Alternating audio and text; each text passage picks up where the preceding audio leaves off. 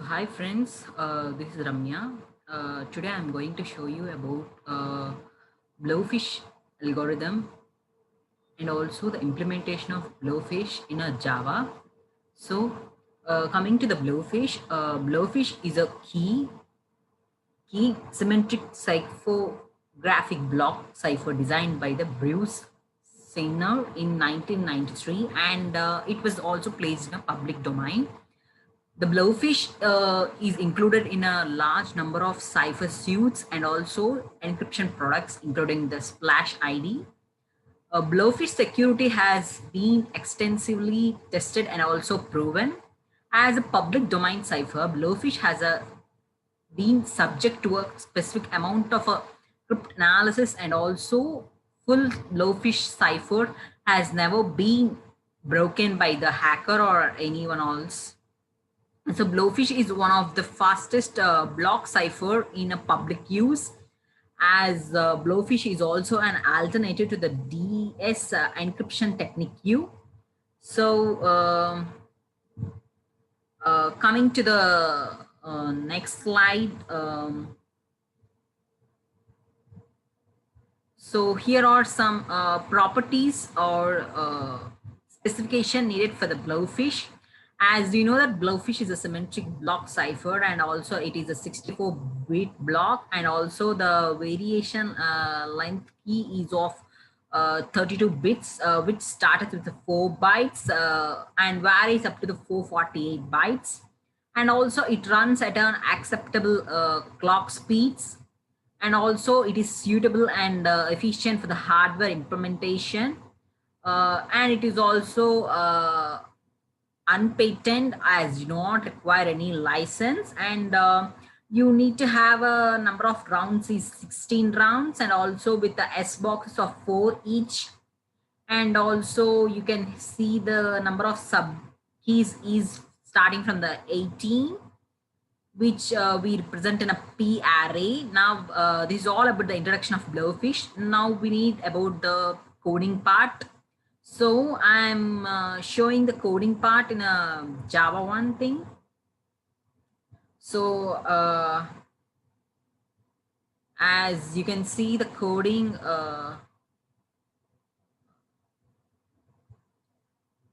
okay, here is the coding part.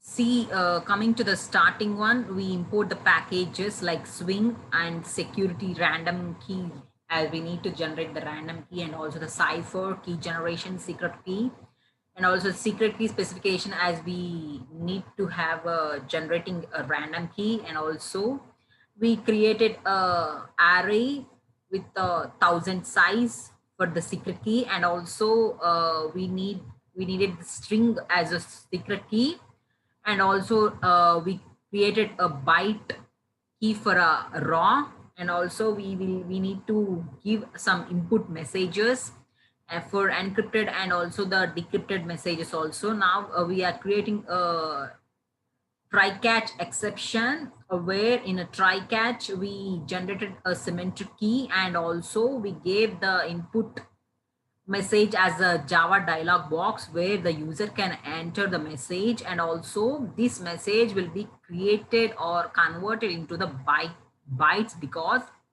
uh, it would be very easy, and also the hacker cannot hack the bytes as it was very long enough. And also now the I bytes is converted into E bytes with importing of the I bytes, and also now these E bytes will be converted into encryption data in a string format, and also it will print in the command prompt of the encryption message. And also there would be a Java panel where the user can get the encrypted data.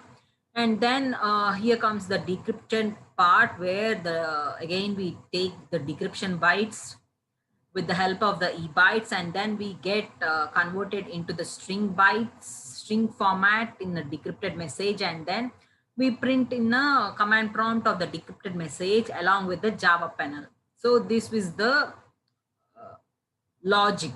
Now coming to the generating key and also generating the raw key and also encrypted and decrypted part. Coming to the generating the raw symmetric key, see the symmetric key will automatically generate it. There would be, the user need not give any symmetric key. So to generating the symmetric key, we gave a object as a random, and also we created input uh, for a number, as it takes about a 10,000 number size, and also this number is initialized in the knum as a string format.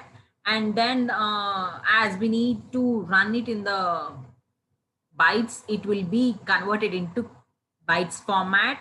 And then after converting into the bytes format, it is initialized to the secret key, as we see over here. And then this secret key and further gets converted into string format, and we get displayed in a command prompt like blowfish symmetric key. So after generating the blowfish symmetric key, what we need to do is initializing the raw key and encryption and decryption part. So for that behind is this logic. So the key generation is initialized with the blowfish algorithm, and we also get the secure random code like SHA-1 PRNG, and we get the seed value for generating the random number. And we used only the 128 bits for the generating the key value, secret key. So then the secret key will be generated. Then the secret key, after secret key generated, it will be encoded into the raw variable. So here we returns all the raw key. So the raw key part is completed. So now we go to encryption and decryption part. So in encryption part, we just initialize the specific key, secret key specifications, as we take the blowfish into it, and then we create the ciphers of the blowfish, and then we just initialized the ciphers with the encryption mode, and also we also inserted the ASCII specification, and then we just created also the byte code for encrypted part, and then we return the encrypted part, as we done the same also for the decryption part. Okay, then we need to, don't forget, we need to create the main function. Unless we doesn't create the main function, the code doesn't work. So we gave the main function as blowfish, and also we created the object variable. So I'll again stop the screen sharing and also will run in the command prompt. So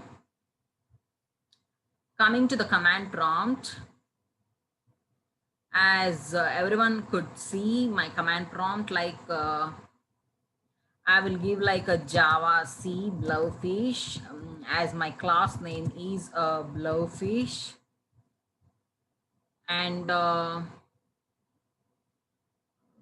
one second, there is some issue.